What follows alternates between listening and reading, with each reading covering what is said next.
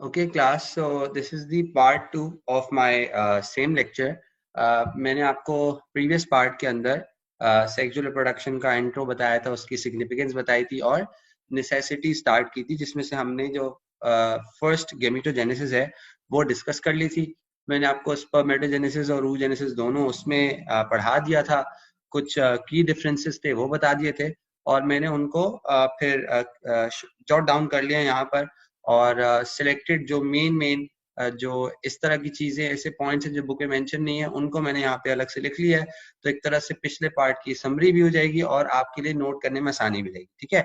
सो मैंने आपको जो चीजें खास कर बताई थी उसमें कि आपने वो सब चीजें याद करनी है जिसको आप एक्स्ट्रा समझ सकते हैं या थोड़ा कॉन्सेप्ट वाली चीजें समझ सकते हैं, वो सारे पॉइंट्स यहाँ पे हैं. तो फर्स्ट पॉइंट, जैसे कि मैंने आपको कहा था प्रीवियस अपने पार्ट में, कि जो स्पर्मेटोजेनेसिस है वो स्पर्म्स की नहीं बल्कि स्पर्मेटिड्स की प्रोडक्शन को कहते हैं. ठीक है. सो मैंने वो मेंशन किया है. Same is the case with oogenesis because the double O indicate कर रहा स्टार्टिंग में कि ये ओवम की फॉर्मेशन नहीं बल्कि ऊटेड की फॉर्मेशन है. तो ऊटेड की फॉर्मेशन को हम जो है वो oogenesis कहते हैं. वो भी मैंने मेंशन कर दिया. पहला डिफरेंस तो ये हो गया. ठीक है, जो कि मेन उसके टाइटल से लिंक करने वाली बात है. दूसरा पॉइंट कोई बहुत ज्यादा मतलब कॉन्सेप्चुअल तो नहीं, बेसिक पॉइंट है उसके बारे में. वो ये है कि स्पर्मेटोजेनेसिस कहाँ होती है. Of course male reproductive organ testicles में, टेस्टिस में, जबकि oogenesis जो होती है वो है ओवरी में. ठीक है. लेकिन यहाँ पे एक छोटी सी बात है जो कि आपको नोट करने वाली है. वो ये कि जो स्पर्मेटोजेनेसिस है वो पूरी की पूरी टेस्टिस में होती है. ठीक है. उसका कोई पार्ट बाहर नहीं होता. जबकि याद करें पिछले पार्ट में मैंने आपको बताया था कि जो मियोसिस होती है वो दो जगह रुकती है, जिसमें पहली मर्तबा जो रुकती है वो बर्थ से पहले रुक जाती है. चले वो तो उस वक्त भी ओवरी में ही होता है वो साइड. और उसके बाद जब वो दूसरी मर्तबा रुकती है तो फिर वो ओव्यूलेशन के टाइम रुकती है. इसका मतलब मेटाफेज 2 पे जहां पे मैंने बताया कि वो रुकती दूसरी मर्तबा, उससे लेके ऑनवर्ड्स बाकी जितनी भी मियोसिस 2 का बकिया पार्ट है वो तो ओवरी से बाहर हुआ ना. इसलिए याद रखिएगा कि स्पर्मेटोजेनेसिस कंप्लीटली टेस्टिकल्स में या टेस्टिस में होती है, जबकि जो oogenesis वो है वो ओवरी में तो होती है लेकिन मेजरली होती है. उसका कुछ हिस्सा जो है वो हम अगर काउंट कर लें तो वो का ओवरी से बाहर होता है. वो मैं यहाँ पे मेंशन कर देता हूँ एक्सेप्ट K2 एंड T2, यानी कि फेज 2 और फेज 2 फेजेस ये जो होते हैं वो आपको ओविडक्ट में मिलेंगे. ठीक है ना भाई. अच्छा, उसके बाद फिर हम आगे बढ़ते हैं. Moving on to the third point, जैसे कि मैंने कहा था स्पर्मेटोजेनेसिस जो है वो प्यूबर्टी से ही स्टार्ट होती है, उससे पहले नहीं हो रही होती. जबकि oogenesis जो होती है वो जो होती है वो बर्थ से भी पहले फीटल लाइफ में स्टार्ट हो जाती है और थर्ड फीटल मंथ में स्टार्ट हो जाती है. और अगर मैं आपको एग्जैक्ट जो है वो वीक जो है वो कोट करूं तो वो 7 से लेके 9th वीक होता है फीटस का जिसमें ये होती है. ठीक है. 7th वीक तो जाहिर है खैर लगता सेकंड मंथ में है, लेकिन चूंकि वो उसके बाद अपने प्रोसेस में आते आते 9th वीक लग जाता है, तो वो 9th वीक जो है वो थर्ड मंथ में काउंट होगा. इसलिए मैंने थर्ड फीटल मंथ लिखा है यहाँ पे. ठीक. फिर एक फर्क ये है कि स्पर्मेटोजेनेसिस मैंने बताया था कंटिन्यूस प्रोसेस है, होता है. इसमें कोई ब्रेक्स नहीं है, उसमें कोई किसी किस्म का स्टॉप ओवर नहीं. जबकि oogenesis में 2 स्टॉप ओवर्स हैं, 2 ब्रेक्स हैं. पहला ब्रेक जो होता है वो आता है बर्थ से भी पहले, जब वो oogenesis स्टार्ट होती है उस टाइम जो बिल्कुल नई नई मियोसिस शुरू होती है, उसके प्रोफेज 1 की जो डिप्लोटीन स्टेज होती है तब आ जाता है, जिसको हम डिक्टाइलिन खासकर कहते हैं. और ये जो सारा स्टॉप ओवर कब तक चलता है, प्यूबर्टी तक चलता है. ठीक है. तो फर्स्ट ब्रेक है प्रोफेज 1 डिप्लोटीन पे टिल प्यूबर्टी, डैश का मतलब टिल प्यूबर्टी. जबकि जो दूसरा ब्रेक होता है वो कब आता है, जब प्यूबर्टी पे वापस मियोसिस 1 रिज्यूम हो जाती है. उसके बाद मियोसिस 2 में अभी शुरू ही होती है कि मेटाफेज 2 पे वो फिर रुक जाती है और उसके बाद उसी पे ही ओव्यूलेशन हो जाती है, जैसे कि मैंने अभी कहा था. और फिर ये मियोसिस 2 मुकम्मल होती है स्पर्म के ओवम को टच करने पर, जैसे हम मैजिक टच कहते हैं. उसके बाद जाके मियोसिस 2 मुकम्मल होती है. तो इस तरह oogenesis 2 ब्रेक्स के साथ होती है, जबकि स्पर्मेटोजेनेसिस में किसी किस्म का कोई ब्रेक नहीं होता. स्पर्मेटोजेनेसिस जो है वो 10 वीक्स लेती है. ठीक है. जबकि oogenesis जो है वो 1 मंथ का पूरा प्रोसेस है. And at the end of 1 month only 1 ovum will be available at the end of cycle. जबकि अगर हम स्पर्मेटोजेनेसिस की बात करें तो 10 वीक्स के बाद we can actually see millions of sperms जो कि इसके बाद बनते हैं. सो कोई मुकाबला नहीं नंबर ऑफ गैमीट्स का, यहाँ कुछ भी प्रोडक्शन नहीं है. 1 मंथ के आगे 1 मंथ से सिर्फ एक ओवम बन रहा है after going through the whole cycle, जबकि 10 वीक्स यानी ये जो 2.5 मंथ्स का प्रोसेस है, इसके बाद मिलियंस ऑफ स्पर्म्स जो है वो प्रोड्यूस होते हैं. Then we have the fifth difference जो मैंने बताया था कि आपको कि स्पर्मेटोजेनेसिस स्पर्मेटिड्स की प्रोडक्शन में तो मुकम्मल हो जाती है, लेकिन उसके बाद फिर डिफरेंशिएशन या मैच्योरेशन होती है, यानी कि स्पर्म की टेल आना, और उस टेल आने वाले प्रोसेस को हम मैच्योरेशन को स्पर्मियोजेनेसिस कहते हैं. Sorry, O was missing.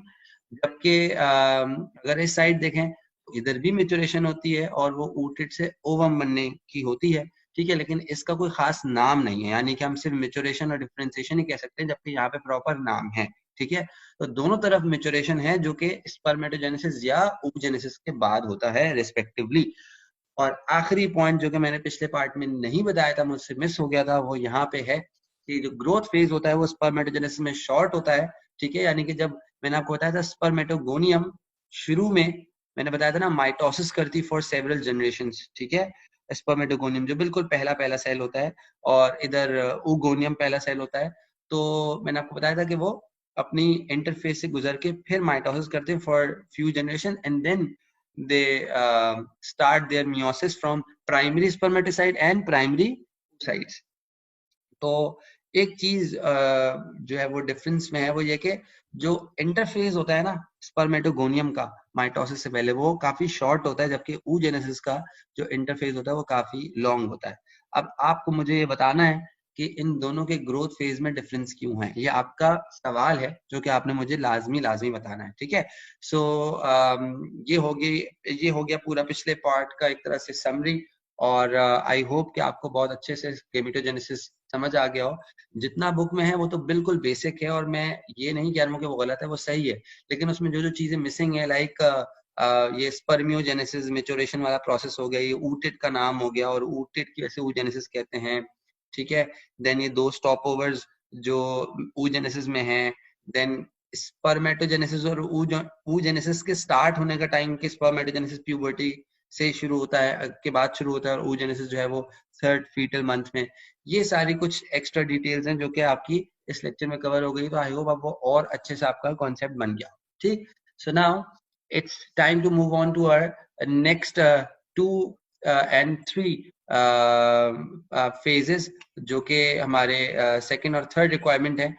Second वाली requirement is mating, which is also known as sexual intercourse. So mating is simply the fusion of sexual organs. ठीक है, और इसकी वजह से ही वो जो गेमीटोजेनेसिस वाले स्टेप में बने हैं, वो दोनों पार्टनर्स जो है वो दोनों सेक्सुअल पार्टनर्स जो है वो कंट्रीब्यूट कर पाते हैं. ठीक है, then after meeting we have the third process, we have the third necessity, that is known as fertilization, also known as syngamy. ये syngamy या fertilization जितना सुनने में आसान यकीन करे लगता है ना कि जी बस fusion of sperm and ovum, हमारी बुक के लिहाज से या आपके बेसिक कॉन्सेप्ट के लिहाज से ये इतना आसान है नहीं.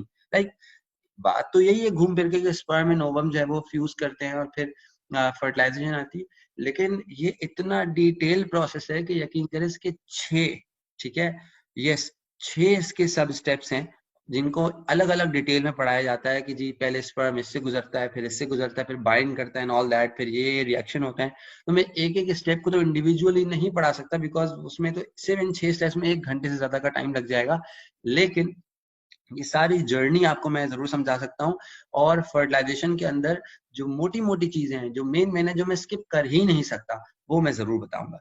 एक एक जो स्टेज है, यानी कि इसके अंदर जो 6 मैंने सब स्टेज बताई हैं, वो सारी की सारी तो नहीं मैं आपको डिटेल में पढ़ा सकता, लेकिन उसका अच्छे से ओवरव्यू और जो सारी जो मेन चीजें हैं वो जरूर मैं आपसे जो है वो डिस्कस करूंगा. और उसको डिस्कस करने से पहले ये वीडियो देख लें ताकि आपको ये क्लियर भी हो जाए कि फर्टिलाइजेशन से पहले जो स्पर्म होता है वो किन किन पार्ट से गुजरता है, और फिर हम आगे फर्टिलाइजेशन के प्रोसेस को डिटेल में जो है वो समझते हैं. ठीक है, so here is the video, and ये बेसिकली वीडियो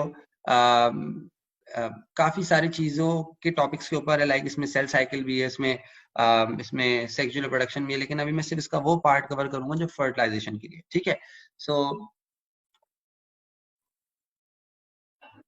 ये बेसिकली यहाँ से आप यूँ कह सकते हैं कि जो ह्यूमन फीमेल रिप्रोडक्टिव सिस्टम है ये वहाँ का एक छोटा सा क्लिप है, और उसमें बताया कि just after sexual intercourse and just after meeting जो इजैकुलेशन होती है स्पर्म्स की, वो उसको रिसीव करने के लिए जो फीमेल रिप्रोडक्टिव ऑर्गन का जो पहला पार्ट होता है उसका नाम होता है वेजाइना, ठीक है। एंड देन वहां से स्पर्म्स की जर्नी बताई है। अभी मैंने फीमेल रिप्रोडक्टिव सिस्टम चूंकि नहीं पढ़ाया तो वो मेरा अगला पार्ट होगा, इसलिए मैं अभी सारे पार्ट्स का जिक्र नहीं करूंगा। अभी आपको सिर्फ ये सारी जर्नी देखनी है, किस तरह स्पर्म ओवम के पास पहुंच के फर्टिलाइज करते हैं।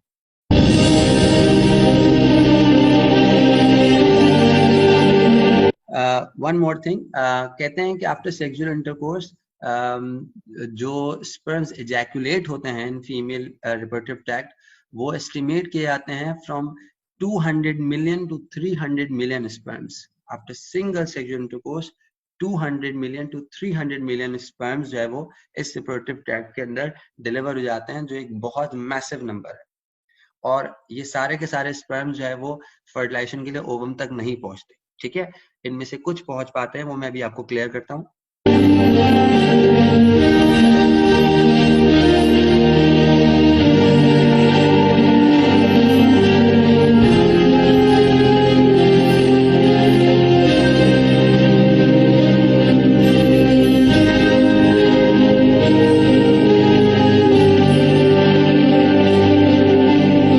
ओके, अब थोड़ी सी बात कर लेते हैं कि इस सारी जर्नी की। अगेन देखें, अभी फीमेल रिप्रोडक्टिव सिस्टम हमारा इस लेक्चर का टॉपिक नहीं, तो मैं उस पर डिटेल में नहीं जा रहा, लेकिन जाहिर है कि सिर्फ पार्ट्स के नाम तो लेने पड़ेंगे, और आप सबको भी मेन पार्ट्स का तो पता ही होगा कि जो फीमेल रिप्रोडक्टिव ट्रैक्ट है, अगर हम उसको हम मिसाल के तौर पे डाउनवर्ड साइड से लेके टूवर्ड्स ओवरी जाएं, तो हमारे पास जो पार्ट्स असेंडिंग ऑर्डर में आएंगे, वो सबसे पहले जो पार्ट स्पर्म्स को रिसीव करता है आफ्टर इजैकुलेशन वो वेजाइना होता है। देन उसके बाद उससे आगे सर्विक्स वाला पार्ट पड़ता है, देन यूट्रस है, देन ओविडक्ट है। ओविडक्ट का भी दूसरा वाला एंड, यानी कि जो डिस्टल वाला एंड है, डिस्टल का मतलब away from the mid line, distal वाले एंड पे जो है वो ओवम होता है, ठीक है। अब हमने चूंकि गेमेटोजेनेसिस पढ़ लिया है, तो आपको पता है कि ओवरी से ओव्यूलेशन जो होती है वो ओवम की नहीं होती, सॉरी मैंने ओवम अभी बोल दिया, ओव्यूलेशन किसकी होती है, सेकेंडरी oocyte की। तो स्पर्म को राइट फ्रॉम वेजाइना पूरा ट्रेवल करते हुए फ्रॉम सर्विक्स, यूट्रस, ओविडक्ट से लेकर उसे कहाँ जाना होता है, ओवरी वाले एंड पे। ओविडक्ट के दो एंड है, एक यूट्रस को लगा हुआ है और एक दूसरा एंड कौन सा लगा हुआ है, जो कि ओवरी के पास है, उसको उस एंड पे जाना होता है। वहां पर सेकेंडरी oocyte मौजूद होता है, और ये सारा ट्रैक या सारा जो उसने रूट है उसको कवर करने के लिए कीमोट्रैक्टेंट्स होते हैं, जो कि सेकेंडरी oocyte से रिलीज होते हैं, इससे स्पर्म को ट्रैक करने में आसानी होती है कि ओवम किस साइड है, बिकॉज दो ओविडक्ट्स हैं, और दोनों ओविडक्ट्स में at a time secondary oocyte नहीं होता। ये वैसे चीज फीमेल साइकिल का डिस्कशन में आता है ये पार्ट, लेकिन मैं अभी सिर्फ इतना जिक्र कर दूं कि दोनों ओवरीज में at a time her month में कोई एक ओवरी जो है वो फंक्शनल होती है, यानी किसी एक ओविडक्ट में मोस्ट प्रोबेबली सेकेंडरी oocyte होगा।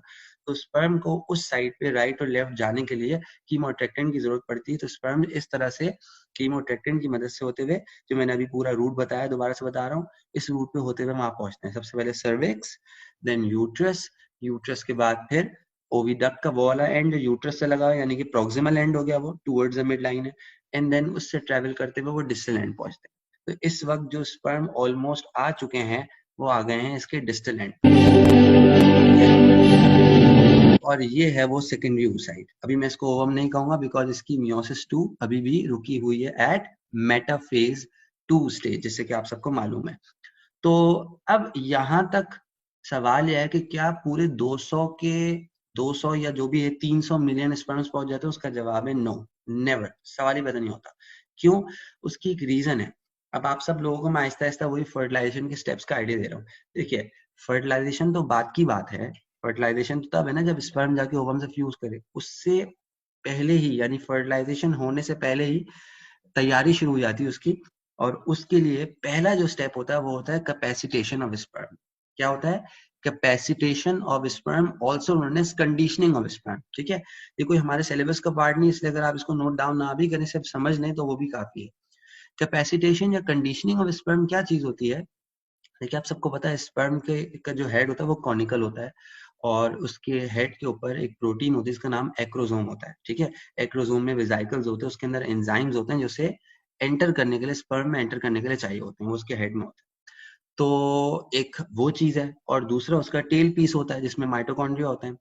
तो बेसिकली कैपेसिटेशन का काम क्या होता है? कैपेसिटेशन का काम ये होता है कि स्पर्म को इतना लायक बनाना या इतना पावरफुल बनाना कि वो फर्टिलाइज कर सके। ये जब 200 से 300 मिलियन स्पर्म्स विजाइना में रिसीव होते हैं, उस वक्त मेच्योर तो हैं, मैं ये नहीं कह रहा हूँ कि इमेच्योर है, इस सारे स्पर्म्स मेच्योर होके मेल रिप्रोडक्टिव सिस्टम से निकले हैं। ऐसा नहीं कि वो अब यहाँ के मेच्योरिटी अटेन कर रहे हैं, ठीक है, दे आर ऑलरेडी मेच्योर। वो स्पर्मेटिड्स नहीं है, वो स्पर्म होगा, टेल भी है, हर चीज है, ठीक है, न्यूट्रिशन भी है। लेकिन कुछ चेंजेस ऐसे होती हैं, मैं आपको उसको थोड़ा सा अगर आइडिया दूं, तो स्पर्म की जो सेल मेम्ब्रेन होती है ना, जाहिर है स्पर्म एक सेल है, तो उसकी सेल मेम्ब्रेन के अंदर कुछ कोलेस्ट्रॉल होता है, वो रिमूव होता है। इसी तरह से कुछ ग्लाइकोप्रोटीन्स है, वो रिमूव होती है। स्पर्म की सेल मेम्ब्रेन की बात करूं, जो एक्रोसोम वाली है, ठीक है। इससे क्या होता है, जो उसकी मेम्ब्रेन होती है ना, वो डीस्टेबलाइज हो जाती है, ठीक है, I am using the correct term, destabilise हो जाती है। स्पर्म की मेम्ब्रेन को डीस्टेबलाइज करने का मकसद ऐसा बनाना है, यानी उसे ऐसा रिएक्टिंग बनाना है कि वो जाए और ओवम के साथ आसानी से फ्यूज कर सके, ठीक है। सो जो स्पर्म की सेल मेम्ब्रेन होती है वो ऑलरेडी स्टेबलाइज होती है, उसको डीस्टेबलाइज करना मकसद है उसका, ठीक है। तो इसलिए ये जो मैंने आपको बताया कोलेस्ट्रॉल का और ग्लाइकोप्रोटीन्स का, ये सब रिमूव होने के बाद उसकी मेम्ब्रेन जो है वो डिस्टेबलाइज हो जाती है। इसी तरह उसकी टेल की कंडीशनिंग भी होती है, और जब वो टेल की कंडीशनिंग होती है वो तो ज्यादा मोटाइल हो जाता है, यानी ज्यादा तेज हो जाता है। तो याद रखिएगा, मतलब इसी से ही बात निकाल रहा हूँ कि कैपेसिटेशन हो जाने के बाद जिन स्पर्म्स की, सबकी कैपेसिटेशन नहीं होती, जिन स्पर्म्स की कैपेसिटेशन होती है वो स्पर्म ज्यादा पावरफुल हो जाएंगे, वो स्पर्म ज्यादा मोटाइल हो जाएंगे, वो स्पर्म ज्यादा डिस्टेबलाइज हो जाएंगे as compare to all those sperms जिनकी कैपेसिटेशन नहीं हुई। मेच्योर वो भी हैं, लेकिन उनकी मेम्ब्रेन में वो डिस्टेबलाइजेशन नहीं होगी, उनकी टेल में वो मोबिलिटी नहीं होगी। इसलिए कैपेसिटेशन से कुछ ऐसे स्पर्म्स होते हैं जो कि यूं कह लीजिए बाकी स्पर्म से सुपीरियर हो जाते हैं, और वही स्पर्म होते हैं जो ये सारा रूट क्रॉस करके यहाँ पहुंचते हैं, ठीक है। तो मैं अपनी बात को कंक्लूड कर रहा हूँ कि after meeting, after sexual intercourse, 200 million to 300 million sperms vagina में रिलीज हो जाते हैं और रिसीव हो जाते हैं। उसके बाद उनकी कैपेसिटेशन होती है जो कि वहां नहीं होती, वेजाइना में नहीं होती, सर्विक्स में नहीं होती, यूट्रस में नहीं होती। इन सब की कैपेसिटेशन होती है कहाँ? इधर ओविडक्ट में, ठीक है। सो यहाँ तक तो सब पहुंचेंगे, ओविडक्ट तक तो सब पहुंचते हैं, लेकिन कैपेसिटेशन होने के बाद ही कुछ ऐसे स्पर्म्स होते हैं जो यहाँ इस एंड तक पहुंचते हैं, ठीक है। यानी इस एंड का मतलब डिस्टल एंड, ओविडक्ट के दो एंड्स हो गए, एक एंड प्रोक्सिमल है जो कि टुवर्ड्स यूट्रस, और एक एंड जो है वो डिस्टल है जो टुवर्ड्स ओवरी है। सो कैपेसिटेशन करने के लिए बहुत सारे स्पर्म्स यहाँ पे आते हैं, लेकिन हर कोई कैपेसिटेट कर नहीं पाता।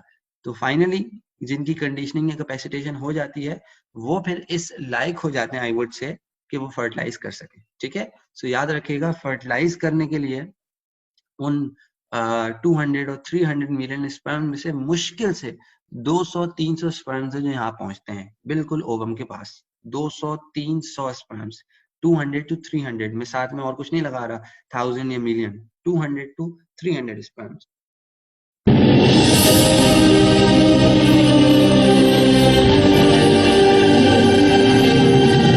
अब यहाँ पर जो एक्स है लिखा हुआ है, ये मैं ये कहूंगा गलत भी नहीं, सही भी नहीं है। इस वक्त के लिए गलत है, इस वक्त सेकेंडरी oocyte है, बट इवेंचुअली जैसे कि मैंने आपको गैमेटोजेनेसिस में समझाया है, जैसे ही स्पर्म टच करेगा और वो मैजिक टच होगा, तो उसके बाद तो जाहिर उसकी मियोसिस 2 पूरी हो जाएगी, तो फिर वो फॉरन ooted में कन्वर्ट हो जाएगा, देन ओवम बन जाएगा। तो जब ओवम बनना ही है तो उस लिहाज से, यानी कि अभी ना सही, थोड़ी देर बाद ओवम बनना, उस लिहाज से एक्सेल सही है। लेकिन अगर आप बिल्कुल इस करंट सिचुएशन की बात करेंगे तो ये एक्सेल गलत लिखा हुआ है, ठीक है। सो फाइनली जो स्पर्म्स यहाँ पे बिल्कुल पहुंच जाते हैं, जैसे कि मैंने अभी कहा, वो सारे वो स्पर्म्स होते हैं जो कैपेसिटेशन से गुजर चुके होते हैं।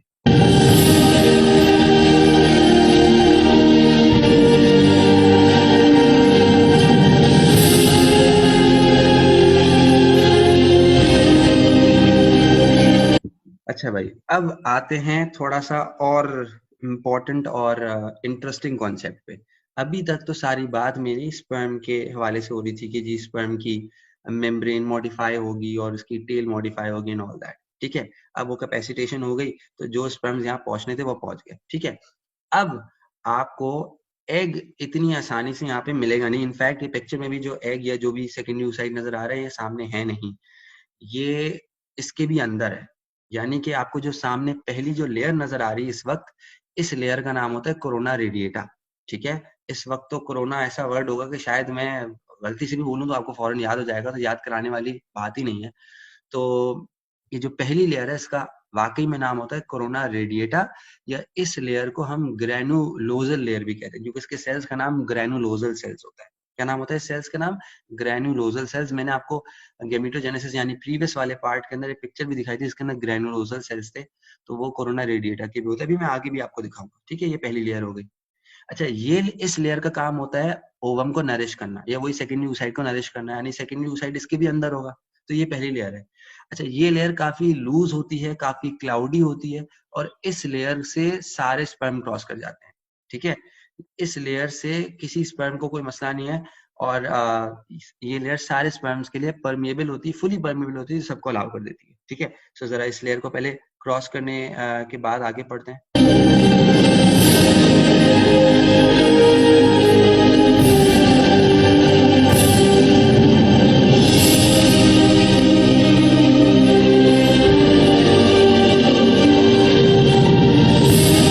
तब आपने देखा किस तरह से पिछली वाली वो लेयर थोड़ा सा क्लाउडी जैसे शेप, थोड़ा फ्लफी शेप की थी। तो खैर वो चीज कोरोना रेडिएटर, जैसे मैंने बताया कि सब स्पर्म्स को अलाउ कर देती, वो लेयर गुजर गई। अब जो अगली लेयर आएगी ये भी ओवम की नहीं है। अब अगली लेयर का नाम होता है zona pellucida. What do we call it? Zona pellucida. ZONA, zona, then pellucida, PELLUCIDA, zona pellucida. ठीक है, first layer was corona radiata, CORONA, then radiata, RADIATA, then second is ZONA, PELLUCIDA। इनकी सब के आगे भी बात आएगी, पिक्चर्स भी आएंगी, तो आप वहां पे भी स्पेलिंग देख लीजिएगा। जोना पेलोसिडा में सारी कहते हैं ना वो असल बात रखी हुई है, और जोना पेलोसिडा से ही आपको इस बात का जवाब मिलेगा कि सिर्फ एक ही स्पर्म ओवम को फर्टिलाइज क्यों कर पाता है। ठीक है, देखें आहिस्ता आहिस्ता अगर आप गौर करें तो फिल्ट्रेशन हो रही है।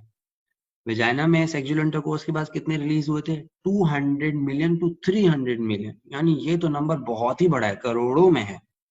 उसके बाद कैपेसिटेशन से कितने स्पर्म पहुंचे? 200-300।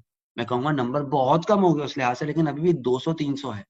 लेकिन ये नंबर फाइनली एक पे आ जाएगा, क्योंकि इवेंचुअली 200-300 ही क्यों ना हो जाए, फर्टिलाइजर सिर्फ एक ही स्पर्म ने करना है ना। लेकिन इतना हमें पता तो होता है कि एक स्पर्म ने फर्टिलाइज करना है, लेकिन हमारे पास का कोई प्रॉपर साइंटिफिक रीजन नहीं होता कि एक स्पर्म की फर्टिलाइजेशन के बाद बाकी क्यों नहीं कर रहे। लाइक अगर इधर 200-300 स्पर्म आसपास मौजूद हैं, तो एक स्पर्म के बाद बाकी 299 क्या कोई कम है? नहीं, उनके पास भी बराबर वही कैपेसिटेशन है, उनके पास भी बराबर वही ताकत है जो इस एक स्पर्म के पास है, जो कि फर्टिलाइज करेगा। फिर क्या वजह है कि बाकी फर्टिलाइज नहीं कर पाते? उसका जवाब आपको जोना पेलोसिडा से मिलेगा। इसलिए मैं आपको ये लेयर्स पढ़ा रहा हूँ, वरना मैं डायरेक्ट ओवम पे चला जाऊं, लेकिन कहीं ना कहीं फिर आपको वो वाला सवाल अधूरा रह जाएगा, या मैं बीच में से कॉन्सेप्ट छोड़ दूंगा। तो वो भी पता आपको होना चाहिए कि जोना पेलोसिडा में ऐसा क्या होता है जिसकी वजह से बाकी स्पर्म्स है वो लेयर क्रॉस नहीं कर पाते। अच्छा, जैसे कि मैंने कहा कि कोरोना रेडिएटा वाली लेयर सारे स्पर्म्स के लिए परमिबल होती है। ठीक है, और उसका काम ओवम को नरिश करना, तो उसकी बात खत्म हो गई। अब जोना पेलोसिडा की बात करें ना, तो जोना पेलोसिडा है असल वो लेयर जो अभी तो खैर सबके लिए परमिएबल है, लेकिन जैसे ही, अब सुन ले जवाब मैं इस बात का दे रहा हूं, जैसे ही स्पर्म इस जोना पेलोसिडा से टच करेगा, या यूं समझ लें इसे क्रॉस करेगा, तो क्रॉस करते ही जोना पेलोसिडा लेयर हार्ड हो जाएगी।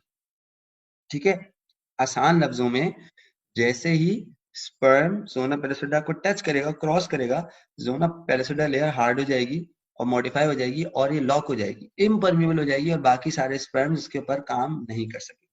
ठीक, अभी सारा तरीका देखें।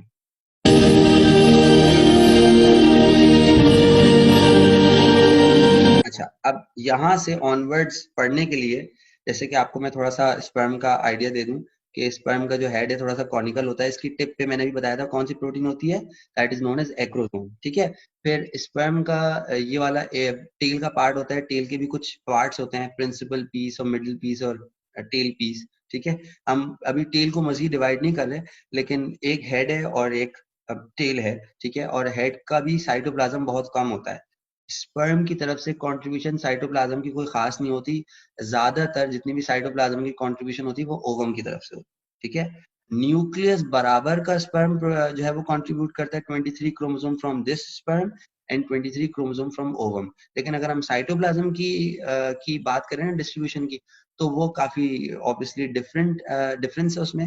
ओवम की तरफ से बहुत ज्यादा साइटोप्लाज्म होता है, जबकि स्पर्म का साइटोप्लाज्म ना होने के बराबर होता है, ठीक। और इसी तरह से एक और बात भी ये कहते हैं कि ओवम के जो ऑर्गेनल्स होते हैं, खासकर माइटोकॉन्ड्रिया, वो उसके टेल में होते हैं। तो वैसे भी जो काम की सारी चीजें हैं वो तो उसके टेल में है। तो बाकी हेड के अंदर जो सिर्फ उसका न्यूक्लियस होता है, जिसका नाम मेल प्रोन्यूक्लियस होता है। लेकिन इस वीडियो को आगे कंटिन्यू करने से पहले अब मैं आपको कुछ पिक्चर्स दिखा दूं, ताकि आपको मैं फर्टिलाइजेशन के स्टेप्स को आसान कर सकूं। देखिए यहाँ पे वन बाय वन पढ़ते ताकि आपको क्लियर हो जाए। सबसे पहले मैंने आपको अभी बताया था कि 200 to 300 जो स्पर्म्स होते हैं वो यहाँ तक पहुंचते हैं। ये वो वाले स्पर्म्स हैं जो कैपेसिटेशन इनकी हो चुकी है। सो यूं कह सकते हैं, वन अगर आप पढ़ें, हंड्रेड्स ऑफ कैपेसिटेटेड स्पर्म। यहाँ पे अगर आप कैपेसिटेटेड ऐड कर देंगे तो बात और हाईलाइट हो जाएगी। Hundreds of capacitated sperm attracted to the corona radiata, attracted because of the, again मैंने बताया था, कीमो अट्रैक्टेंट्स, ठीक है। begin to break through the barrier of granulosa cells, जो मैंने बताया कोरोना रेडिएटा के सेल्स जो आपको व्हाइट व्हाइट नजर आ रहे होंगे डॉट्स, इसी के ही होते हैं, अलग से नहीं होते। कोरोना रेडिएटा के सेल्स को ग्रेनुलोसा सेल कहते हैं। उनको ब्रेक करना शुरू करते हैं एंड वो अप्रोच करते हैं टुवर्ड्स द नेक्स्ट लेयर, जिसका नाम होता है जोना पेलिसेटा, ठीक है। जोना पेलिसेटा अगली वाली लेयर है जो रिंग आपको नजर आ रही है। This is step one. What step two? Step two के अंदर ये होता है कि क्या लिखा हुआ है, contact with zona pellucida triggers the acrosome reaction. अब ये चीज आपको पढ़ानी है। एक्रोसोम रिएक्शन क्या है? टर्म से तो आइडिया हो ही गया होगा, मैंने अभी आपको एक्रोसोम का बताया कि ये वो प्रोटीन है एक्रोसोम, जो कि स्पर्म के हेड में मौजूद है, ठीक है। और जैसे ही स्पर्म जोना पेलिसोडा को टच करता है, इसी को ही मैं मैजिक टच कह रहा था पिछले अपने कुछ पार्ट के अंदर बीच बीच में, तो वो मैं मैजिक टच इसको कह रहा था। The moment sperm makes contact with zona pellucida, not corona radiata. corona radiata को तो माने ही नहीं, जोना पेलिसोडा को जैसे ही टच करेगा उसे कहते हैं मैजिक टच। और यही वो सिग्नल होता है जिससे मैंने अभी बताया था, जो मियोसिस 2 जो रुकी हुई होती है मेटाफेज 2 पे, वो रिज्यूम हो जाती है। यानी यूं समझ लीजिए कि आपको दो दो चीजें साथ साथ पढ़नी है। इधर जैसे ही स्पर्म टच करेगा जोना पेलिसोडा को, तो अंदर मियोसिस 2 भी रिज्यूम हो जाएगी, ताकि वो जैसे ही स्पर्म अंदर जाए तो वो अपना oocyte मियोसिस 2 मुकम्मल करके ooted बना के ओवम में तैयार हो जाए। और इधर बाहर से भी जो जो चीजें जोना पेलिसोडा ने करनी है, वो जो मैं अभी बता रहा था, हार्डनिंग ऑफ लेयर, वो भी होगी। So two processes are going at the same time. एक स्पर्म का इस लेयर के साथ बाइंड करना और ये रिएक्शंस होना जो मैं पढ़ा रहा हूँ, और दूसरा अंदर की मियोसिस का कंप्लीट होना, राइट। सो जैसे ही जोना पेलिसोडा से कांटेक्ट होता है तो वो एक्रोसोम रिएक्शन को ट्रिगर करता है। अब एक्रोसोम रिएक्शन क्या है? ये जो मैंने बताया कि स्पर्म की जो टिप है, इस टिप के अंदर ना मतलब मुख्तलिफ किस्म के एंजाइम्स होते हैं। इसमें से एक एंजाइम जो डाइजेस्टिव एंजाइम लिखा है, उसका नाम मैं ले लेता हूं, उसका नाम होता है लाइसिन। क्या नाम होता है? लाइसिन। लाइसिन नाम से आइडिया और होगा, जिसका काम होता है ब्रेक करना, ठीक है। तो triggers the acrosome reaction causing sperm to secrete digestive enzyme. अब ये डाइजेस्टिव एंजाइम कहाँ से आए? जैसे ही एक्रोसोम रिएक्शन होगा तो वो जो टिप है वो टूट जाएगी। एक्रोसोम के अंदर वेसिकल्स होते हैं, दोस वेसिकल विल एक्चुअली बर्स्ट, बाकायदा से वेसिकल बर्स्ट होते हैं, और उनके बर्स्ट होने से एंजाइम रिलीज होते हैं, जिसमें से एक एंजाइम मैंने बताया लाइसिन है, जिसका काम क्या होता है? जोना पेलिसोडा की ग्लाइकोप्रोटीन को ब्रेक डाउन करना, ठीक है। और इससे oocyte की प्लाज्मा मेम्ब्रेन एक्सपोज हो जाती है, उसके भी अंदर है। सब आपको आइडिया हो गया होगा कि पहली लेयर इज कोरोना रेडिएटा, दूसरी layer is zona pellucida, and then उसके बाद ओवम की plasma membrane is the third layer, जो कि उसके भी अंदर है, ठीक है। अब इसके अंदर ये जो चीज है जो मैं भी आपको पढ़ाना चाह रहा हूँ, वो देख लें आप लोग कि ये जो थर्ड क्या, इनफैक्ट ये सेकेंड स्टेप ही है, जिसका जो थोड़ा सा उन्होंने जूम करके बताया। अब इन्होंने देखा इतना हिस्से को जूम किया हुआ है, तब आप सारी चीजें पहले देख लें। अंदर का साइटोप्लाज्म इस वक्त oocyte साइटोप्लाज्म का है, बिकॉज ऑब्वियसली अभी वो मियोसिस 2 रिज्यूम तो हो गई होगी, लेकिन अभी इन प्रोसेस ही होगी, ठीक है। देन आप देखें तो ओवम की प्लाज्मा मेम्ब्रेन है जो येलो कलर में है, ठीक है। देन जितने भी डॉट डॉट नजर आ रहे हैं रेड कलर के, आपको इन ये स्पर्म रिसेप्टर्स है, ठीक है। प्लाज्मा मेम्ब्रेन में स्पर्म रिसेप्टर्स, और बिकॉज ऑब्वियसली जो स्पर्म है वो जब अंदर आता है, यानी कोरोना रेडिएटर को क्रॉस करके, देन जोना पेलिसिडा को क्रॉस करके, तो वो इन स्पर्म रिसेप्टर से बाइंड करके अंदर आता है। तो स्पर्म रिसेप्टर्स बाकायदा से मेम्ब्रेन के ऊपर होते हैं, ठीक है। उसके बाद आपको जोना पेलिसिडा नजर आ रही है, पिंक कलर की लेयर, और फिर कोरोना रेडिएटर, ठीक है। तो अब आप देखें सारे स्टेप। सबसे पहले जैसे ही ये वाले यहाँ से अगर आप फॉलो करें जहाँ मेरा कर्सर है, जब स्पर्म ने सबसे पहले आके कोरोना रेडिएटर को टच किया, फिर वो अंदर आया, एंड देन उसने फिर जोना पेलिसिडा को इन्वेट किया। जोना पेलिसिडा को इन्वेट करने के बाद इसने कांटेक्ट किया किसके, स्पर्म के रिसेप्टर्स को। स्पर्म के रिसेप्टर्स को आप देखें जैसे ही बाइंड कर रहा है, तो जो स्पर्म का जो हेड है वो हेड खत्म हो गया है और एंजाइम रिलीज हो रहा है। अब देखें यहाँ पर आपको इस जगह पे एग्जैक्ट इस पिक्चर पे आपको दिख रहा होगा कि यहाँ पे अगर आप देखें तो कंटिन्यूटी जो है वो खराब हो गई है। आपको ब्लूइश कलर की जो ये जो टिप है एक्रोसोम की, जो यहाँ पर आपको डेफिनेट शेप में नजर आ रही है, वो यहाँ पे स्पिल होती हुई नजर आ रही है। बिकॉज स्पिल एक्चुअल में एक्रोसोम के अंदर के एंजाइम्स है वो हुए हैं, और वो जैसे ही एंजाइम रिलीज हुए हैं, तो वो एंजाइम्स की रिलीज होने की वजह से ये जोना पेलिसिडा जो है वो एक तरह से खुल गई है, और स्पर्म अंदर पेनिट्रेट करता है, और पेनिट्रेट करने के बाद फिर ये फाइनली जोना पेलिसिडा को पेनिट्रेट करते हुए ओवम में दाखिल हो गया, ठीक है। अभी ये जो आपको ब्लैक सर्कल नजर आ रहे हैं और ये जो ब्लैक डॉट नजर आ रहे हैं, इनको अभी छोड़ दें, और फाइनली इस तरह स्पर्म का जो न्यूक्लियस है वो यहाँ पर एंटर हो गया है, ठीक। स्टेप बाय स्टेप आप देखें, स्पर्म का न्यूक्लियस यहाँ पे ग्रीन कलर का है। जब वो पूरी तरह से कोरोना रेडिएटा को पियर्स करता हुआ, जोना पेलिसिडा को इन्वेट करता हुआ हमारे जो ओवम है, ओवम की प्लाज्मा मेम्ब्रेन को फाइनली जब पेनिट्रेट कर चुका है, तब जाके स्पर्म न्यूक्लियस ने रिलीज किया है। अब बात करते हैं, ये तो वो एक स्पर्म हो गया जिसने फाइनली अपना स्पर्म न्यूक्लियस ओवम तक पहुंचा दिया, ठीक है। इसके बाद क्या होगा ये बात कर लेते हैं आप सब लोगों को। अब मैं बात करता हूँ, ये जो आपको अंदर के गोल गोल से वेसिकल नजर आ रहे हैं, ठीक है, इनका नाम होता है कॉर्टिकल ग्रैन्यूल्स। क्या नाम होता है इनका? Cortical granules. Just below the plasma membrane of oocyte, just below the plasma membrane of oocyte। oocyte plasma membrane is yellow in colour, ठीक है। आपको इसके फौरन नीचे एक स्पेस नजर आ रही है, और स्पेस के नीचे आपको फिर ये नजर आ रही है जो इसकी ये जो कॉर्टिकल ग्रैन्यूल्स है। अब होता क्या है वो मैं हार्डनिंग वाली बात बता रहा हूँ। जैसे ही स्पर्म एक्रोसोम रिएक्शन करता है, एक्रोसोम रिएक्शन का साफ मतलब हो गया कि उसने जोना पेलिसिडा को कांटेक्ट कर लिया, ठीक है। Contact with zona pellucida triggers acrosome reaction. तो एक्रोसोम रिएक्शन से तो स्पर्म एंटर हुआ है ना, ये तो स्पर्म की स्टोरी थी, बात खत्म हो गई। अब एक्रोसोम रिएक्शन होने के फौरन बाद जोना रिएक्शन होता है, ठीक है। इन चीजों को अलग रखिएगा। फिर से मैं तरतीब बता रहा हूँ। सबसे पहले कैपेसिटेशन हुई, कैपेसिटेशन तो खैर कब की हो गई। फिर स्पर्म यहाँ पहुंचा, फिर कोरोना रेडिएटर से बाइंड किया, कोरोना रेडिएटर को क्रॉस किया, फिर जोना पेलिसिडा को जैसे ही टच किया तो फौरन एक्रोसोम रिएक्शन हो गया।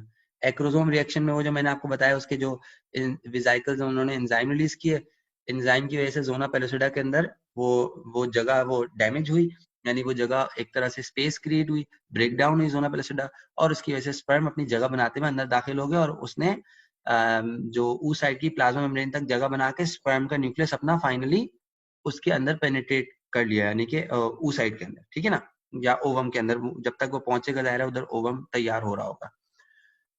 अब जस्ट आफ्टर एक्रोसोम रिएक्शन, चीजों को मिक्स नहीं कीजिएगा, एक्रोसोम रिएक्शन हो चुका है। जस्ट आफ्टर एक्रोसोम रिएक्शन एक रिएक्शन होगा अलग से जिसका नाम जोना रिएक्शन होगा या कॉर्टिकल रिएक्शन होगा, सही है। एक्रोसोम रिएक्शन स्पर्म का था, जोना रिएक्शन या कॉर्टिकल रिएक्शन जोना पेलिसिडा में होता है। नाम से ही पता लग रहा है किसका रिएक्शन है, तो वैसे भी मिक्सअप की कोई बात नहीं। अब देखें वो मैं जोना रिएक्शन या कॉर्टिकल रिएक्शन आप बता रहा हूं आपको। अब ये स्पर्म जोना पेलिसिडा जैसे ही क्रॉस किया ना, तो आप देखें ये वाले जो वेसिकल्स हैं इनके अंदर आपको जो डॉट डॉट्स नजर आ रहे हैं, ये है वो मैंने अभी आपको बताया कॉर्टिकल ग्रैन्यूल्स, और इनके अंदर बाकायदा से इनके अंदर भी एंजाइम्स है, ठीक है। तो फौरन क्या होगा, ये कॉर्टिकल ग्रैन्यूल्स जो है ना, ये मेम्ब्रेन के साथ फ्यूज कर जाएंगे। आप देख रहे हैं ये बाकायदा सेल मेम्ब्रेन के साथ फ्यूज कर रहे हैं, और सेल मेम्ब्रेन के साथ फ्यूज करके ये एंजाइम्स को बाहर भेज रहे हैं, यानी एक्सोसाइटोसिस हो रही है, ठीक है। What is zonal reaction or what is cortical reaction? Right after acrosome reaction, cortical granules from these vesicles, ठीक है, fuse with the plasma membrane of oocyte and release their enzymes into this space. Outside the oocyte, outside the oocyte, यानी ये जगह कौन सी है, plasma membrane of oocyte और zona pellucida के दरमियान वाली स्पेस, इस स्पेस में एंजाइम रिलीज होगा। अब एंजाइम का काम क्या होता है वो देख लेते हैं। ये देखिए यहाँ पे तो बहुत और अच्छी तरह से बताया हुआ है, पहले तो सारी चीजें देख लें। ये लिखे कोरोना रेडिएटर लिखा है, फॉलिक्यूलर सेल, ठीक है, ये स्पर्म की प्लाज्मा मेम्ब्रेन है, ये एक्रोसोम विजाइकल है, ठीक है, ये जोना पेलोसिडा लेयर है ब्लू कलर की, ठीक, और उसके नीचे ये देखिए ओवम की प्लाज्मा मेम्ब्रेन है, ये आपको वो कॉर्टिकल ग्रैन्यूल नजर आ रहा है, हर चीज लेबल्ड है, ओवम का साइटोप्लाज्म है, ठीक है, ये स्पर्म की टेल का मिडिल पीस है और ये स्पर्म का न्यूक्लियस है।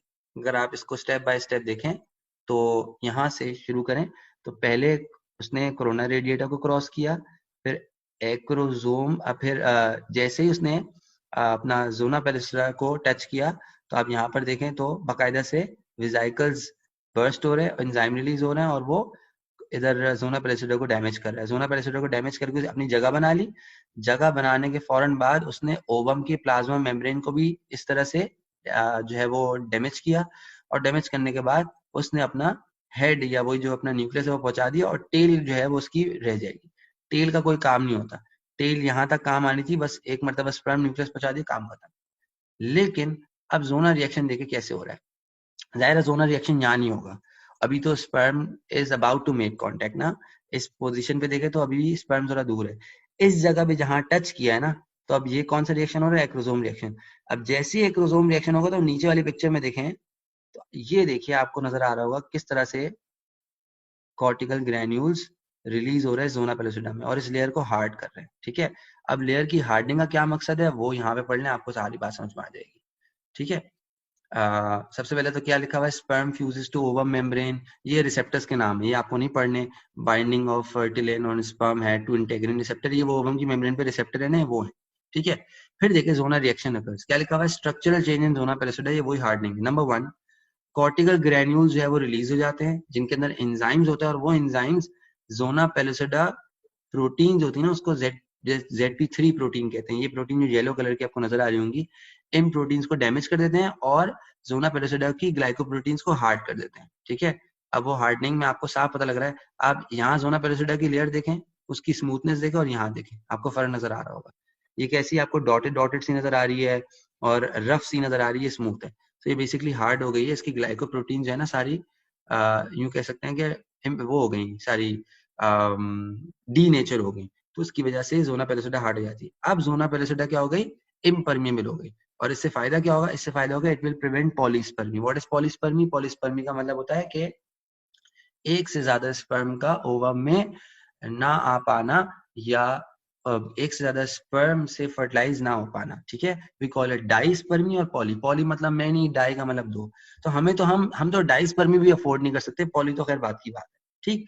सो अब यहाँ पर देखिए जैसे ये जोना रिएक्शन या एक्रोसोम रिएक्शन में क्या लिखा हुआ है, signals ovum for completion of second meiotic division and extrusion of second polar body, यानी जो मियोटिक डिवीजन सेकंड वाली मेटाफेज 2 में रुकी थी उसको सिग्नल करेगा, ठीक है। और सिग्नल ओवम नहीं लिखा होना चाहिए था, सिग्नल oocyte लिखा होना चाहिए था, ये छोटी सी गलती है, signal secondary oocyte for completion, क्योंकि अभी तो कंप्लीशन होगी ना, तो अभी ओवम कैसे लिख सकते हैं, for completion of second meiotic division to form ooted and then ovum, right, and exclusion of second polar body, और वो जो पोलर बॉडी मैंने बताया था पिछले पार्ट में कि अंदर 7 होती है, उसको भी बाहर निकाल देता ताकि वो भी अपनी मियोसिस कर ले, तो वो जो पोलर बॉडी सेकेंडरी oocyte के साथ है वो भी बाहर आ जाएगी, उससे 2 पोलर बॉडीज बन जाएंगी, और जब ये मियोसिस 2 कंप्लीट होगी सेकेंडरी oocyte की, तो उससे एक और पोलर बॉडी बनेगी, तो 3 पोलर बॉडीज अलग हो जाएंगी और ओवम तैयार हो जाएगा, ठीक है। और उसके बाद फिर ये जो मेल प्रोन्यूक्लियस है और जो स्पर्म का है और फीमेल का प्रोन्यूक्लियस है वो फ्यूज कर जाएंगे, एंड तब जाके जो है वो जायगोट बनेगा, ये है जोना रिएक्शन, ठीक है भाई। तो अब तक आपको एटलीस्ट 3 मोटी मोटी चीजें पता चल गई ऑर्डर वाइज। सबसे पहले कैपेसिटेशन या कंडीशनिंग ऑफ स्पर्म्स, ठीक है, उसके बाद स्पर्म का फ्यूज होना, जिससे जिससे क्या शुरू होता है, एक्रोसोम रिएक्शन, ठीक है। द कॉन्टैक्ट ऑफ, जैसे मैंने बताया था, the contact of sperm with the zona pellucida triggers acrosome reaction, acrosome reaction sperm का रिएक्शन होता है, लेकिन just right after acrosome reaction फिर जोना रिएक्शन होता है, जिसको हम कॉर्टिकल रिएक्शन भी कहते हैं, क्योंकि जाहिर है वो कॉर्टिकल ग्रैन्यूल्स की वजह से हो रहा है, तो आपकी जो मर्जी आप से कहें, जोना रिएक्शन का या कॉर्टिकल रिएक्शन का। और इन सबसे गुजरने के बाद फिर जाके जोना पेलिसिडा का काम होता है पॉलीस्पर्मी को प्रिवेंट करना। ये है वो साइंटिफिक एक्सप्लेनेशन जिससे आपको पता चलता है कि भाई जो अभी तक तो सिर्फ आसान लफ्जों में कहूंगी जिस पर वो जो जोना पेलिसिडा है वो हार्ड हो जाती है, अब आपको उस हार्डनिंग के पीछे पता है, ठीक है, आपको पता है ये सारी जो बात मैंने बताई तो एक मैकेनिज्म है, ये एक मैकेनिज्म है, और कई मैकेनिज्म होते हैं जो इस लेयर को इम्परमिएबल बनाते हैं। यानी एक मैकेनिज्म ये था कि जोना पेलिसिडा हार्ड हो जाती है। दूसरा एक और ये तरीका होता है कि ये जो ग्रैन्यूल्स होते हैं ना, ये जितने भी स्पर्म रिसेप्टर्स होते हैं ना ओवम की मेम्ब्रेन पे, उसको भी सबको खत्म कर देते हैं, उनको तोड़ देते हैं ताकि गलती से भी कोई स्पर्म बाइंड ही ना कर सके, ठीक है। सो पहला तरीका क्या है कि जोना पेलिसिडा की लेयर को ही आप डिग्रेड कर दें उसकी प्रोटीन्स को और उसको हार्ड कर दें, ठीक है। दूसरा तरीका ये होता है कि यही एंजाइम जो कॉर्टिकल ग्रेन्यूल से निकले हैं, इन एंजाइम का काम होता है जितने भी स्पर्म के रिसेप्टर्स हैं जो कि यहाँ मौजूद है ओवम की साइटो ओवम की प्लाज्मा मेम्ब्रेन के ऊपर, उनको भी उन सारे रिसेप्टर्स को डैमेज कर देना ताकि वो रिसेप्टर्स बाइंड करने के काबिल ना रहे। और एक और मैकेनिज्म भी होता है, उस मैकेनिज्म में क्या होता है, जो ओवम की मेम्ब्रेन होती है वो डीपोलराइज हो जाती है। आपको सुन के बहुत अजीब लगेगा कि डीपोलराइज वर्ड तो हम न्यूरॉन के साथ पढ़ते थे, या यहाँ क्या कर रहे हैं, लेकिन बाकायदा से ओवम की मेम्ब्रेन डीपोलराइज हो जाती है और बहुत सारा सोडियम आयन अंदर आ जाता है, जिसकी वजह से ये लेयर ब्लॉक हो जाती है। ये लेयर मतलब एक ब्लॉक ही कहूंगा, ब्लॉक या एक तरह से हार्ड हो जाती है। तो इन तीन तरीकों से जाके फिर जो है ना वो ये लेयर एक तरह से इम्परमिएबल हो जाएगी to any of the sperm, जिससे आगे किसी किस्म की पॉलीस्पर्मी या डाइस्पर्मी नहीं हो सकेगी, ठीक है। सो यही सब कुछ बताया हुआ है यहाँ पे इस पिक्चर में भी। अगर आप देखें तो मैं इसको जूम कर रहा हूँ, मैं सब पढ़ नहीं रहा, सिर्फ इतना बता रहा हूँ। ये देखिए जब स्पर्म आया उसने कांटेक्ट किया, एक्रोसोम विजाइकल है, देखिए विजाइकल बर्स्ट हो रहा है और एक्रोसोम रिएक्शन हो रहा है, जोना पेलिसिडा को डाइजेस्ट कर रहा है, ठीक है। उसके बाद जोना पेलिसिडा को डाइजेस्ट करके वो उसने ओवम की प्लाज्मा मेम्ब्रेन को डैमेज किया और फाइनली वो जो न्यूक्लियस स्पर्म का हेड अंदर आ गया और जो बाकी टेल है वो वहीं रह जाएगी, ठीक है। लेकिन जैसे ही वो आया देखें फौरन इस तरफ कॉर्टिकल ग्रैन्यूल फ्यूज हो रहे हैं और कॉर्टिकल ग्रैन्यूल किस तरह से इस लेयर को हार्ड कर रहे हैं। अभी सिर्फ इस साइड को किया है, लेकिन इस साइड को होते हुए पूरा कर देंगे क्योंकि सबकी तरफ कॉर्टिकल ग्रैन्यूल है ना, इसे उस हिस्से में नहीं होगा। ये तो जाहिर है इस हिस्से में इसलिए शो किया क्योंकि अब जाके बिल्कुल इससे रिसेंट वाली जो पिक्चर है यहाँ पर स्पर्म जो एंटर हुआ है, लेकिन यही हार्डनिंग पूरे ऑल अराउंड द सेल होगी और फिर पूरी चारों तरफ से जोना पेलिसिडा इस तरह से लॉक हो जाएगी, ठीक। सो ये भी एक पिक्चर से मुझे आपको पढ़ाना था। अब आप गौर करें तो ऊपर क्या लिखा हुआ है, ये मैमल्स की फर्टिलाइजेशन का मैकेनिज्म था, इन मैमिलियन फर्टिलाइजेशन, क्योंकि मैं ह्यूमन पढ़ा रहा हूँ ना आपको, तो ये मैमिलियन है। जब हम लोअर इन्वर्टिब्रेट्स की बात करते हैं, ठीक है, लोअर एनिमल्स की बात करते हैं, तो उनकी फर्टिलाइजेशन में भी जोना पेलिसिडा होती है, लेकिन छोटा सा चेंज होता है, मैं वो भी पढ़ा देता हूँ ताकि कहीं आप कल को पढ़ें तो आप ये ना कहेंगे यार सर ने तो मैं जोना पेलिसिडा पढ़ाया था। आप गौर करें तो जोना पेलिसिडा लेयर यहाँ पर भी है, बट इस पिक्चर में गौर करें, क्या जोना पेलिसिडा पॉलीस्पर्मी को प्रिवेंट कर रही है? Answer is no. क्यों? अगर आप देखें तो इसके अंदर एक जब स्पर्म एंटर हो रहा है तो कॉर्टिकल ग्रैन्यूल्स किसी किस्म का कोई चेंज जोना पेलिसिडा में नहीं लेकर आ रहे। यहाँ पर आपको सब कुछ वैसे दिख रहा है, अगर आप नंबर वाइज पढ़ें तो sperm makes contact with egg, नहीं मतलब सेकंड न्यूक्लियोसाइड, ये सही है। Acrosome reacts with zona pellucida, ये वही एक्रोसोम रिएक्शन होगा, हाइड्रोलाइटिक एंजाइम रिलीज हो रहे हैं, चलो ये भी सही है। Acrosome react with perivitelline space, ये स्पेस आपको एक पहली मर्तबा सुनने को मिली होगी, ठीक है, ये मैंने अभी तक नहीं पढ़ाई क्योंकि लोअर इन्वर्टिब्रेट्स में छोटा सा फर्क ये होता है कि जो एग की प्लाज्मा मेम्ब्रेन होती है ना, एग की प्लाज्मा मेम्ब्रेन होती है, उसके बिल्कुल नीचे एक वाइटिलाइन लेयर होती है, वाइटिलाइन लेयर आपको दिख रही होगी, ठीक है, सही। ये रेड कलर की है और प्लाज्मा मेम्ब्रेन जो है ना वो ग्रे कलर की। आप देखें रेड और ग्रे दो लाइंस हैं, so the gray one is plasma membrane and just beneath the egg plasma membrane is the vitelline layer, ठीक है। तो ये व्हाइट कलर की जो स्पेस है ना, जो जोना पेलिसिडा के नीचे है और इस रेड लाइन से ऊपर है, उसको हम कहते हैं पेरी वाइटिलाइन स्पेस, ये लेबल है यहाँ पर। तो क्या लिखा हुआ है, acrosome react with perivitelline space, जाहिर है कि जब जो स्पर्म है वो जोना पेलिसिडा को क्रॉस करेगा तो अब ये इस स्पेस में दाखिल हो गया है, उस स्पेस का नाम क्या है, पेरी वाइटिलाइन स्पेस।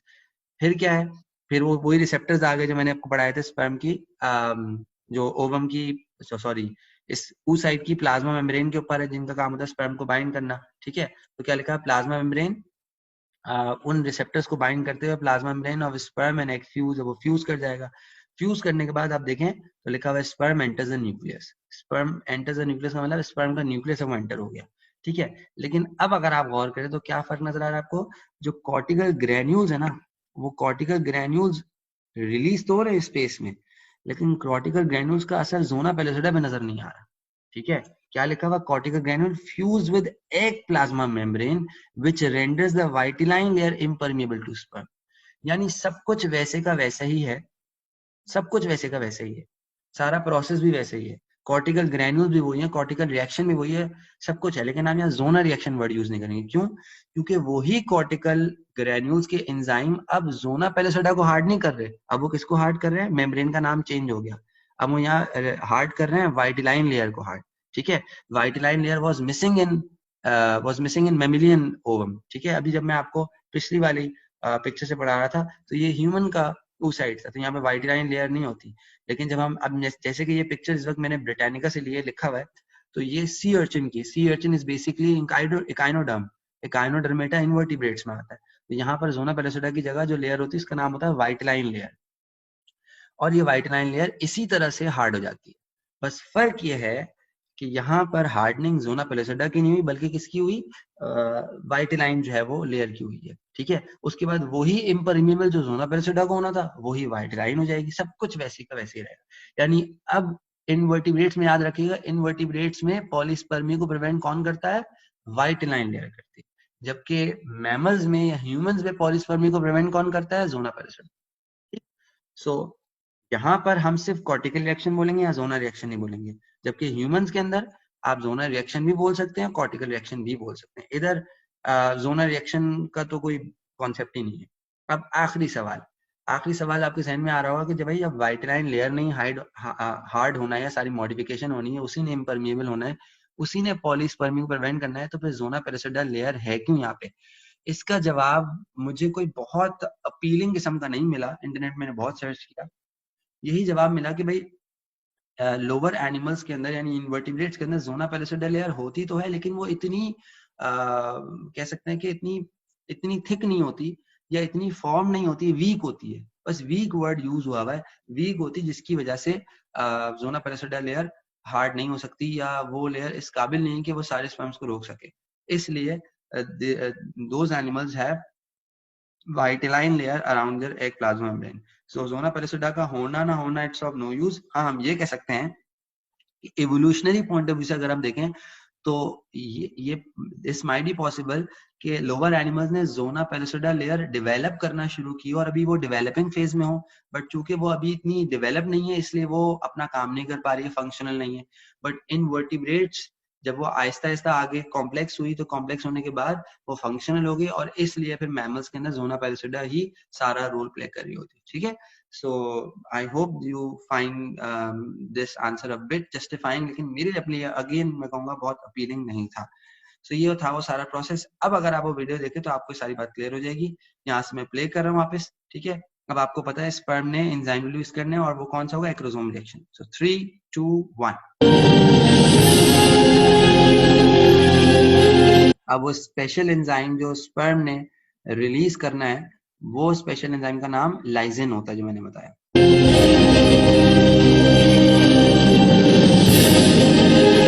अब इसने एक्रोसोम रिएक्शन करके ये जो स्पेस क्रिएट की है जोना पेलिसिडा में की है, but as soon as this sperm crosses zona pellucida,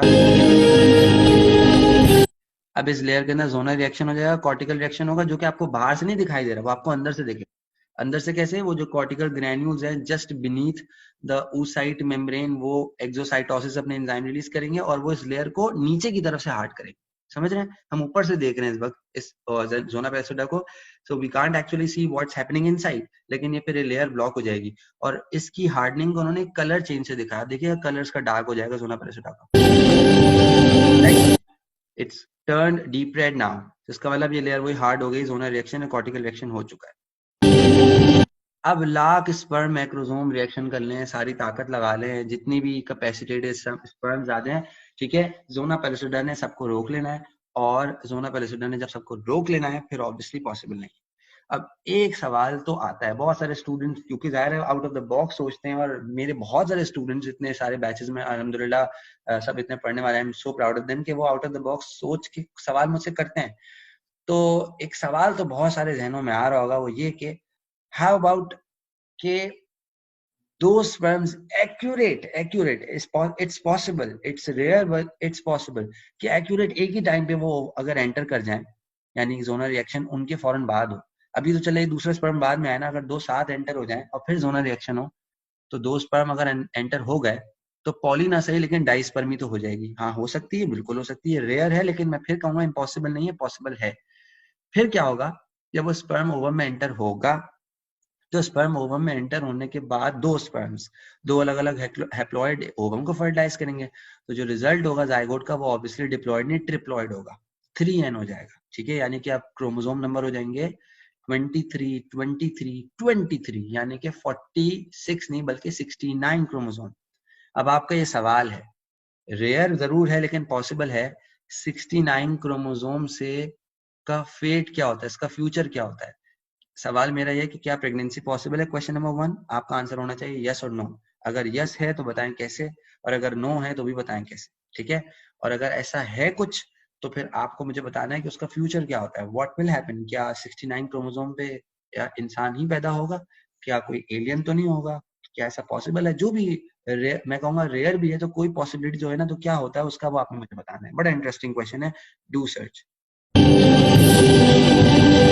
तो फाइनली ये स्पर्म या ये जो जोना पेलिसिडा है वो लेयर अब लॉक हो गई, इम्पर्मिबल हो गई, और अब जितने भी स्पर्म्स हैं जो यहाँ मौजूद है कैपेसिटेटेड वाले वो भी, और जो यहाँ मौजूद नहीं है जिनकी कैपेसिटेशन नहीं हुई जो यहाँ से बहुत दूर होंगे, यानी कि मैं अब उन सारे 200-300 मिलियन स्पर्म्स की बात भी कर रहा हूँ जो यहाँ पे मौजूद नहीं है, उन सबका क्या होगा, वो सारे स्पर्म्स भी और ये वाले स्पर्म्स भी जो यहाँ पहुंच गए, जो कैपेसिटेटेड हैं, जो इधर उधर अब सारी ट्रायल मार रहे हैं, ये सारे उम्मीदवार अब 6 दिन तक रहेंगे, और 6-7 दिन तक इनकी लाइफ होती है, 6-7 दिन के बाद ये सब मर जाएंगे। ठीक है, सो अब इन स्पर्म का वैसे भी जो टाइम फ्रेम है वो अपना पूरा करके एंड है। ठीक है ना, अब जो स्पर्म अंदर गया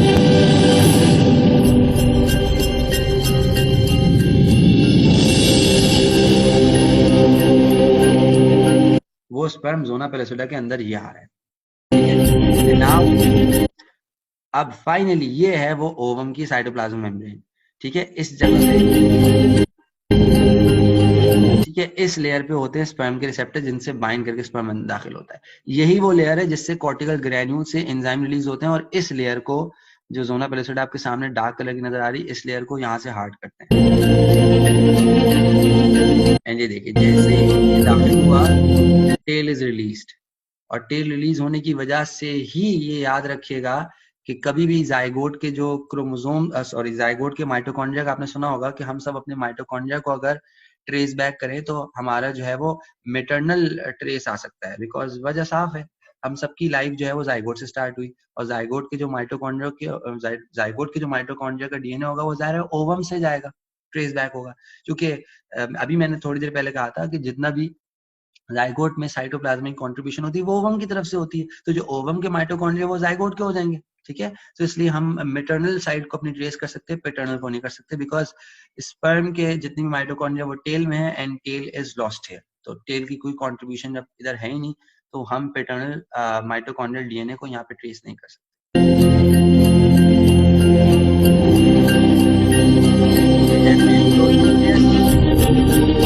And it is going to fuse with female pronucleus. अच्छा, mind it, इस वक्त जब स्पर्म यहाँ पहुंच गया है ना, थोड़ा सा मुझे रिवाइंड करना होगा, थोड़ा सा और रिवाइंड करना होगा,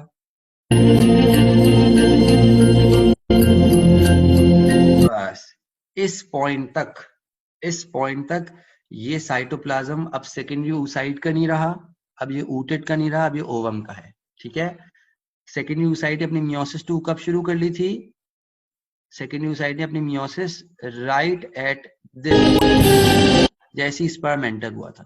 ठीक है, ये बल्कि इससे भी थोड़ा पहले इस जगह पे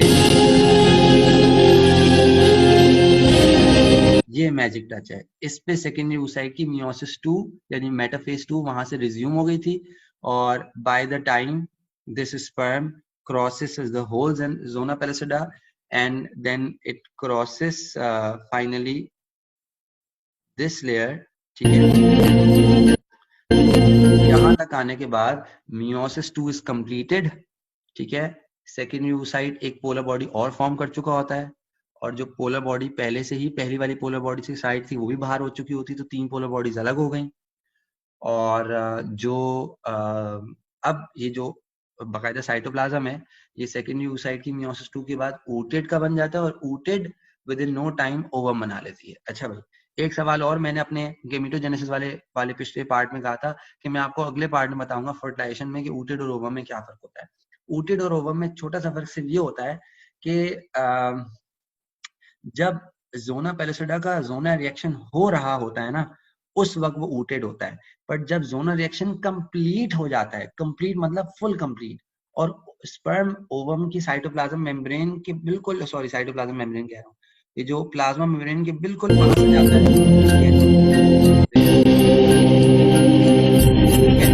इस जगह पे ना अब ये ओवम बन चुका होता है, ठीक है। Right after completion of whole zona pellucida, ठीक है, हम अब इसको मेच्योर ओवम कहेंगे।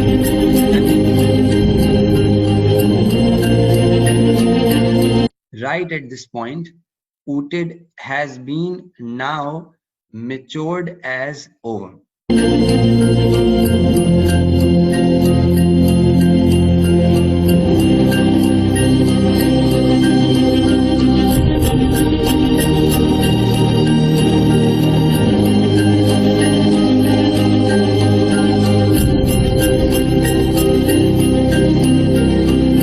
और इसे फ्यूज करने के बाद zygote का nucleus, and finally the fertilization has been done. This is syngamy, and human की अगर हम बात करें तो fertilized egg now या zygote now has 46 chromosome, the correct number for humans. I hope आपको फर्टिलाइजेशन का प्रोसेस अच्छी तरह से समझ आया हो, और आपने इस वीडियो को, इन सारी चीज़ों को, सारे प्रोसेस को, सारे कॉन्सेप्ट को ठीक से समझा भी हो और एंजॉय भी किया हो, क्योंकि बहुत ही इंटरेस्टिंग एक चीज़ इतनी टेक्निकल थी, तो वो I hope you found it totally interesting. Then ये हमारा पार्ट सेकंड वाला कंप्लीट होगा, जिसके अंदर सिर्फ फर्टिलाइजेशन का प्रोसेस समझाना था। Now in my third part of the same this lecture, I am going to talk about types of fertilization जो एक्सटर्नल इंटरनल होती हैं, एंड एक डिफरेंस है oviparous and viviparous animals के दरमियान, वो डिस्कस करूंगा, ठीक है। तो ये सब चीजें इंशाल्लाह मैं अब थर्ड पार्ट में डिस्कस कर रहा हूँ।